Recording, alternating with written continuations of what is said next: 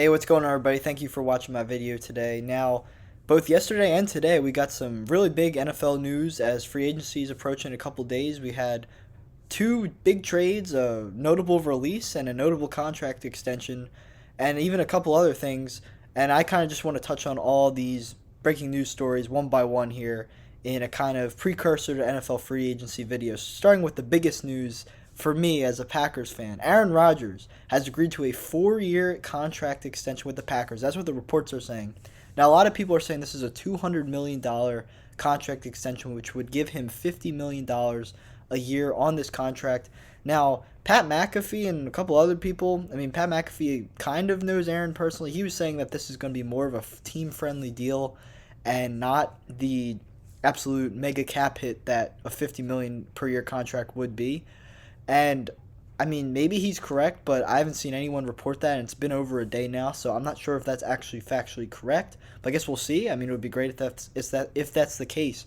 But nonetheless, even if Rodgers is getting paid $50 million a year, I don't really mind, because to be able to keep him in Green Bay and at least keep the Packers in the discussion as a real player in the NFC is absolutely good news, and you really can't take it any other way. You can point to the Packers' many playoff defeats over the past few years, even this year's, which I maintain was a fluky loss. We didn't play our best, but I don't think it was Aaron Rodgers' fault. It wasn't the defense's fault. So I think I'm actually very much in favor of running it back.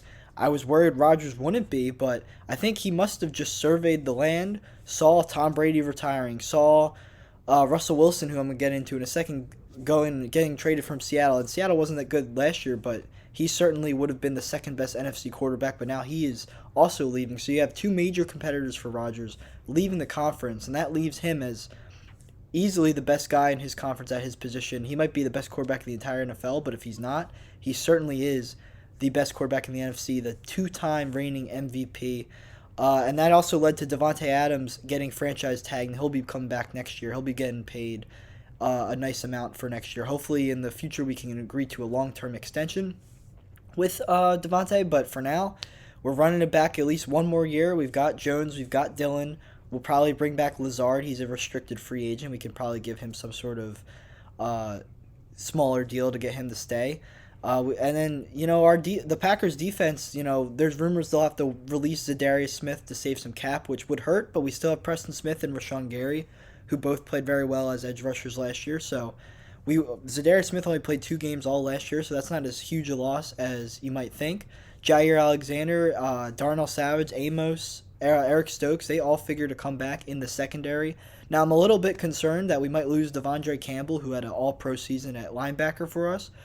But someone has to be sacrificed if we're going to keep our star offensive players in town. So hopefully maybe we'll be able to draft a somewhat viable replacement for Campbell, but nonetheless, I'm still encouraged with the state of the Packers, and I think they're going to once again be NFC Championship contenders next year. I just hope they can finally break through and get back to the Super Bowl after so long. But even if we don't, you have to be happy to keep Rodgers. All Packers fans have to be happy this is how it played out. After all the rumors, all the national media telling us he was gone, and while I was never totally convinced he was leaving, it wasn't wrong for the national media to at least speculate that he might be traded after his actions over the past 2 years and what he said and what he hasn't said. So it's really encouraging and really awesome that he was able to stay with the Packers. But just 20 minutes after that contract extension was announced, Russell Wilson, who I just mentioned of the Seahawks, longtime Seahawks quarterback, former Super Bowl champion, many-time Pro Bowler, one of the best quarterbacks in the league for a long time. He has been traded to the Denver Broncos, who have been needing a quarterback. They hired former Packers offensive coordinator Nathaniel Hackett. Rumors were saying Rodgers might go to Denver, but they got their new quarterback instead to be Russell Wilson. And Seattle, I was very much in favor of a Russell Wilson trade. I thought it was needed. Seattle's talent, if you look across their team over the past few years, it's dwindled. They are no longer the contender that they were a few years ago, and I think it's really beneficial for both sides to part ways. Seattle got a really nice package back, 2 first-round picks, including the 9th overall pick in this year's draft, 2 future second-round picks. They also got Drew Lock, the young quarterback from the Broncos, who, if you know anything about, if you keep up with my Twitter or anything like that, you know that in the past I've been a Drew Lock defender.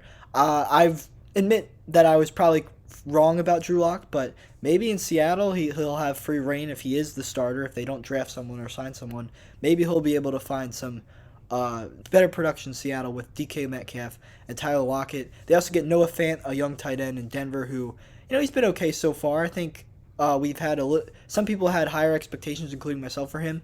But he is still relatively young. He could get better. And they also got veteran defensive lineman Shelby Harris. I think this is a really good trade for the Seahawks. I think it's the perfect reset of the franchise. I think they got plenty of assets back that it can help kickstart a rebuild. They needed a first-round pick after they dealt their own first-round pick to the Jets for Jamal Adams a couple of years back. So really with Seattle, with their division rivals, I mean, the Niners and the Rams are definitely going to be really good. And I think the Cardinals, as long as they make the right moves, as long as they approach next season the correct way, they'll also still be in the race. So I think Seattle is a distant last place in that division. I think it was the right move for them to react and try to rebuild. They won't be good for a number of years, I don't think, but I think it was the right move to part with their star quarterback. And as for Wilson, he goes to Denver, and this was a team that they've needed a quarterback ever since Peyton Manning retired, and they've got a nice offense going. You got the rookie running back last year, Javonte Williams. I think he's got a lot of potential. And with Melvin Gordon hitting free agency, there's a chance that he'll be the full-time running back next year, and I think he could have a really good season. They also have good receivers. Cortland Sutton has certainly proven himself in the past. Even after his Achilles tear 2 years ago, I think he came back pretty solidly last year considering his quarterbacks were Teddy Bridgewater and Drew Lock. I thought he had a pretty nice season. And Jerry Jeudy, who's going to enter his third year in the league this year, he was an elite prospect in the draft, first-round pick. Hasn't really fulfilled that yet. He hasn't been bad, but he hasn't been great. But maybe with Russell Wilson coming in, he can start to blossom as a real star receiver. And I also like guys like Tim Patrick and KJ Hamler, former Penn State receiver. He is dealing with an injury, but he'll be back as well. And Albert Aquabugham, I think that's how you say his name. He's the number 2 tight end behind Fant. He now presumably will assume the number 1 tight end role. So I think it's a solid offense for Wilson to work with here. And he's going to have to compete with Pat Mahomes and Justin Herbert and Derek Carr in that division.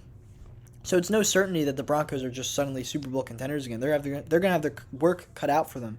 But I do think their defense, when healthy, is pretty good. They had some injury issues last year, especially at inside linebacker. But I think their secondary is really good. I think their front seven's solid. So I was a little bit concerned about Rodgers going there. I was saying, why would he leave the Packers to go to the Broncos where he has to compete with all these really good quarterbacks in the division? And I think he made the right call staying with Green Bay for Russell Wilson.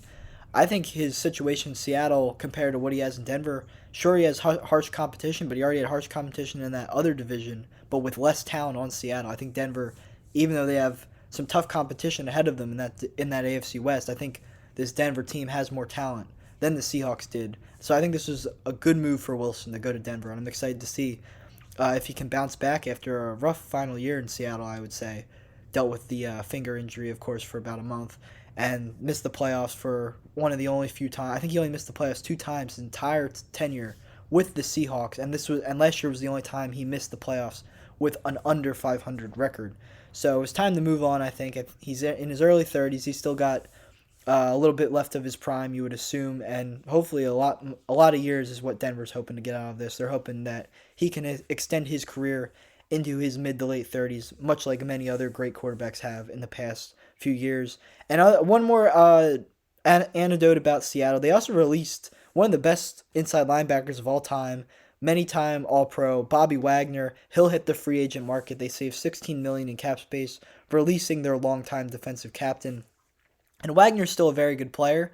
I think this was more about the direction of Seattle as a franchise. They wanted to let Wagner continue to compete at a high level, so they let him leave a presumably rebuilding team, and now he'll hit the open market. And there's a lot of teams, many teams that could use a linebacker like Bobby Wagner. And Devondre Campbell also made the All-Pro team, so you got 2 All-Pro linebackers from last season hitting the open market. There's plenty of teams who could use that, and I know a lot of people watching this will probably be Eagles fans. Eagles have needed inside linebacker help for a long time. You got 2 absolute studs, one future Hall of Famer in Wagner and a guy in Campbell who just had the breakout year of his career, and it's, like I said, it's probably unlikely the Packers will re-sign him. So that's 2 guys the Eagles could go get right there. Plenty of other teams as well, but the Eagles are certainly a team that could be looking at those 2 guys. So that'll be interesting to see if either of them sign in Philadelphia. And one more quick one to address the Cowboys are rumored to be releasing or possibly trading, most likely releasing Amari Cooper, their former Pro Bowl wide receiver. He'll be might be hitting the open market, and I think it's a little bit of a puzzling move because I think the Cowboys, they should be going all in for a Super Bowl. That's how their team is built right now, but I guess they want to save some salary. Um, I'm not sure if they will actually release Cooper, if that's just kind of a rumor, but if they do that, I'm not really sure where they go. They're going to need CeeDee Lamb, who I know they're high on. I got him on my dynasty team, so it'd be great if he took a leap. But I don't know if he's proven. I think he's a good player, very good player, but I don't know if he's proven he can be the de facto number one with no help, no Amari Cooper next to him. I think it'll be almost harder for him to produce an elite level without Cooper next to him. But maybe Michael Gallup or Cedric Wilson can take a leap and help him out in that department. Cowboys are a good team, but they're going to have their work cut out for them going against the Eagles. And, well, that's another big news I wanted to touch on. I almost forgot. The Colts just traded Carson Wentz to the Washington Commanders. I was about to say football team. I almost forgot their name for a sec. The Commanders have acquired Carson Wentz, and I really think that Washington team's a good team. I think they were a quarterback away. Wentz would not have been the guy I went out and got. I thought even a Mitchell Trubisky would have been a better fit. That's not necessarily saying that Trubisky's better than Wentz, but I think he'll command a much lower salary than Wentz has. So I'm kind of surprised Washington went out and acquired Wentz.